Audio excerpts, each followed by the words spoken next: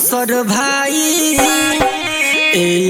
सर भाई हई पतरकी के बाड़ी को बयाई हो। सर भाई हई पतरकी के बाड़ी को बयाई हो। कबले करी हम भेट लगी के तना ले ले कबले करी हम भेट लगी के तना ले लेट कबले करी हम भेट लगी के तना ले लेट कबले करी हम भेट लगी के तना ले लेट खुश कोई दानवो के नचाई हो।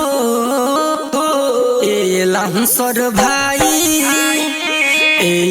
सर भाई हई पतरकी के बाड़ी को बयाई हो।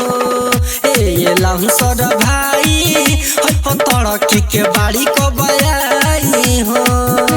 बाबू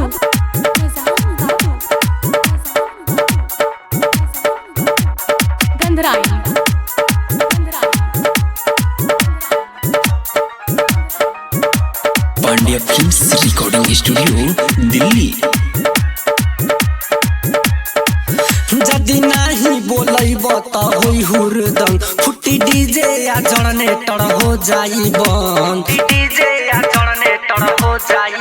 जदि नाही बोलैब त होई हुरदंग फुटी डीजे या जनरेटर हो जाई बंद। यहाँ केहू नहीं बोली जब चले लगी गोली सच बात देता नी बताई हो। सर भाई सर भाई हई पतरकी के बाड़ी को बयाई हो। सर भाई हई पतरकी के बाड़ी को बयाई हो। सर भाई हई पतरकी के बाड़ी को बयाई हो। बाबू पंडाल में बैठे हुए सभी दर्शकों से आग्रह है कि कृपया शांति बनाए रखें क्योंकि आ रही है मिस पूजा।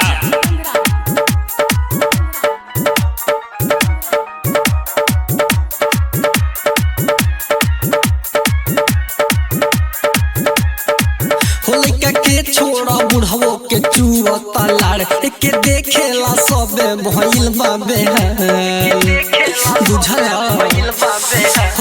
के छोड़ा बुढ़वो के चुआ तलाड़ के देखेला सबे भइल बाबे हाल। चंदन राजा अभिनाश बात कहता रे सच रंजन राइटर से बच्चे नहीं पाई हो। सर भाई सर भाई हई पतरकी के बाड़ी को बयाई हो। सर भाई हई पतरकी के बाड़ी को बयाई हो। सर भाई